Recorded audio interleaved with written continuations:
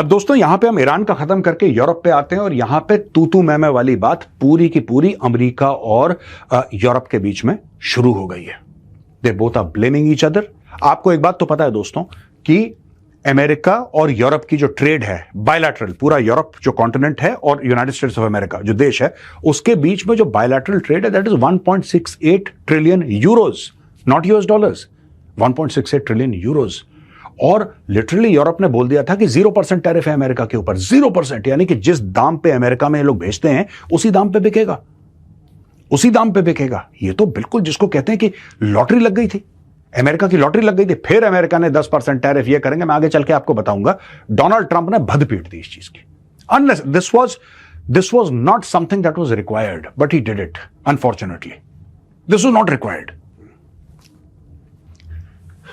The Hindu कहता है कि Trump announces 10% tariff on 8 European countries for opposing US control of Greenland. अब जिन लोगों ने मना करा कि भाई आप ग्रीनलैंड क्यों ले रहे हैं हमसे, उनके ऊपर लगा दिया टैरिफ। ठीक है, यूरोप का है ना ग्रीनलैंड, तो टैरिफ लगाओ जी, सीधा साधा। In the latest of a series of moves to acquire Greenland, US president Donald Trump has announced tariffs on European and NATO allies despite having negotiated trade deals with the UK and the European Union in 2025। इनके साथ trade deal negotiate हो गई है, ठीक है, UK के साथ। इसके बावजूद इसने 10% टैरिफ डाल दिया यार। आई डोंट नो, इसका अमेरिका का दुश्मन होना ज्यादा हानिकारक है कि अमेरिका का दोस्त होना ज्यादा हानिकारक है, यह बहुत बड़ा कंफ्यूजन है मेरा। The announcement which the president made on the Truth social media site applies to Denmark, Norway, Sweden, France, Germany, the United Kingdom, the Netherlands, and Finland. Mr. Trump said the countries would pay a 10% tariff on their exports to the US starting February 1st. The rate would go up to 25% from June 2026. This tariff will be due and payable until such time as a deal is reached for the complete and total purchase of Greenland, Mr. Trump wrote. साफ सीधी बात है। जो उसके best friends थे, जो उसके साथ लड़ाई, जब अमेरिका के ऊपर 9/11 हुआ था दोस्तों, जब 3000 अमेरिकी मरे थे, यही देश थे जिन्होंने अपने बेटे, अपने भाई भेजे थे कि हमारा दोस्त है अमेरिका, इसके 3000 बंदे मर गए हैं, बदला तो लेना पड़ेगा अमेरिका को, हम तुम्हारे साथ हैं यार, तुम्हारे साथ गलत हुआ। यही लोग थे जिन्होंने खून पाया था। Denmark, Norway, Sweden, France, Germany, United kingdom, ये सब, नेदरलैंड, ये सारे के सारे यही तो गए थे।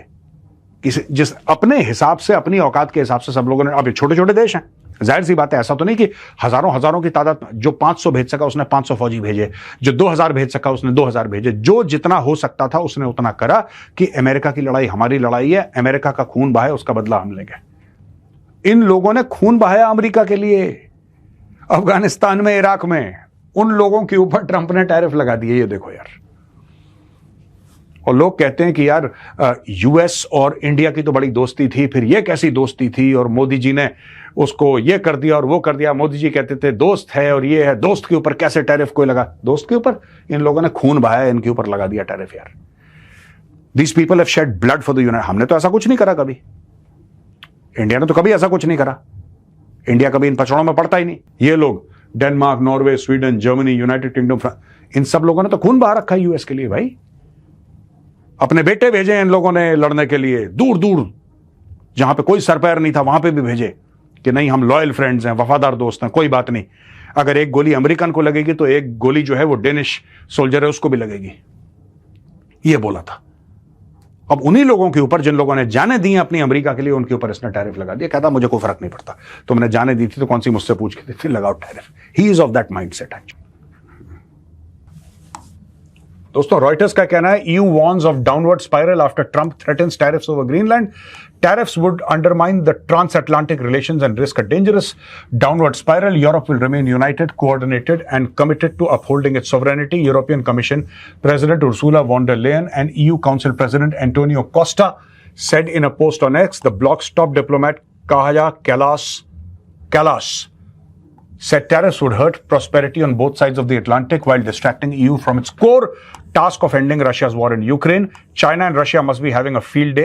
They are the ones who benefit from divisions among allies. वो तो सही बात है यार, वो तो सही बात है। अब आप ये देखिए सब, ट्रंप ने चाइना के ऊपर जो टैरिफ लगाए थे, चाइना ने एक ऐसा थप्पड़ दिखाया, ऐसा शी जिनपिंग ने ऐसे करा, ये डर के मारे इसने सारे टैरिफ वापस ले लिया, ठीक है ना। और जो इनके दोस्त हैं उनके ऊपर ये टैरिफ लगा रहा है। और यही लोग कह रहे हैं कि जो अलायंस है हमारा, नेटो है या और भी हमारी एक अंडरस्टैंडिंग है, वो सारी की सारी फ्रैक्चर हो रही है। अगर ये ग्रीनलैंड ट्रूप्स भेज देता है, अगर ये ग्रीनलैंड ट्रूप्स भेज देता है दोस्तों, मैं आपको बता रहा हूं, नेटो तो एक चीज, पूरा इनका सोसाइटल फैब्रिक खत्म हो जाएगा permanently. Donald Trump doesn't know the dangerous ground he is trading upon. ये बहुत ही खतरनाक चीज है जो डोनाल्ड ट्रंप कर रहा है यूरोप के साथ। Macron says Trump tariff threat over Greenland unacceptable, no intimidation nor threat will influence us neither in Ukraine nor in Greenland nor anywhere else in the world where we are confronted with such situations. Tariff threats are unacceptable and have no place in this context. Europe won't be blackmailed here. Danish PM says, तो यहां पे दोस्तों आप देखिए EU का कहना है, यहां पे मैक्रोन फ्रांस का कहना है, यहां पे आप ये देख सकते हैं कि डेनमार्क के prime minister Mette Frederiksen wrote on Facebook, we want to cooperate and we are not the ones seeking conflict and I am happy for the consistent messages from the rest of the continent. Europe will not be blackmailed. बार बार लोग कह रहे हैं कि आप Europe को blackmail नहीं कर सकते, यूरोप को ब्लैकमेल नहीं कर सकते आप। इसने एक स्ट्रक्चर जो अच्छा खासा चल रहा था दोस्तों, मुझे तो यही सरप्राइजिंग चीज लगती है कि सब कुछ ठीक चल रहा था, यह बंदा आया, इसने सब कुछ बर्बाद कर दिया। और ऐसा नहीं कि एक स्ट्रक्चर को बर्बाद करा तो इसके पास कोई बेहतर स्ट्रक्चर है, he has something better to present कि यह स्ट्रक्चर पुराना हो चुका है, it has worked well but now we don't need the structure, it's an old outdated structure, I have a better plan. He has no plan, Trump has absolutely no plan. उसका यही है कि भाई इसको तोड़ो, उसको तोड़ो, मेरी मर्जी करवा दो यहां पे। दोस्तों ये खबर हमने ली है रॉयटर्स से। EU calls emergency envoys meeting for Sunday after Trump vows tariffs linked to Greenland.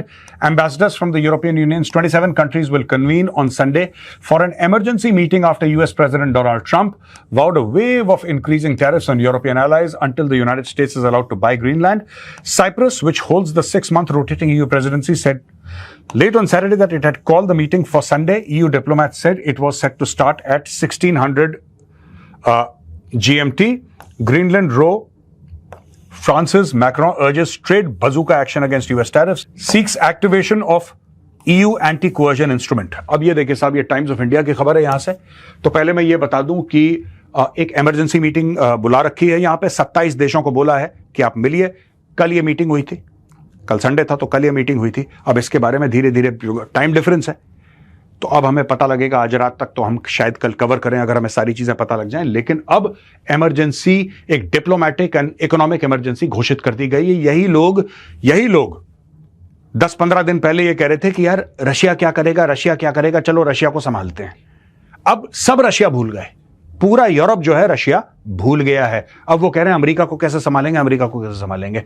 अब एक नया विलन आ गया है जो कि उस विलन से, यानी कि पुतिन से बहुत ज्यादा खतरनाक है। ये विलन मानते हैं ना, इसलिए मैं पुतिन को कह रहा हूं villain, because the Europeans think is a villain, but today they think that if Putin is a villain, Trump is a bigger villain.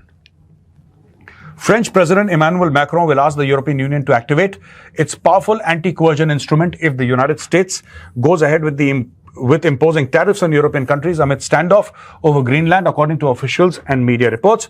The tool, often described as EU's trade bazooka, has never been used before but allows the bloc to curb imports of goods and services or restrict access to its single market in response to economic coercion.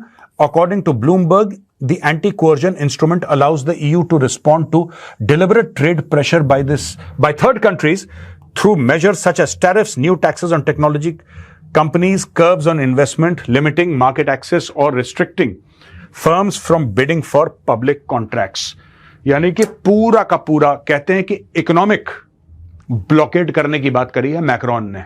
और Macron ने बोला है कि अगर ये बंदा tariff हमारे ऊपर डालता है जैसा इसने बोला है, अगर ये डाल देता है तो वी शुड यूज दी बजूका। बजूका एक वेपन होता है दोस्तों, तो इट्स फायर्स अ प्रोजेक्टाइल। तो कहता है कि वो बजूका, जो इकोनॉमिक बजूका है यूरोपियन यूनियन का, वो हमें इस्तेमाल करना पड़ेगा।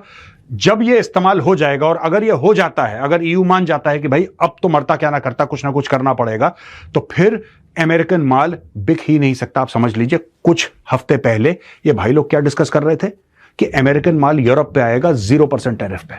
सोच लीजिए, 0% टैरिफ पे आएगा, इस पे साइन होने वाला था।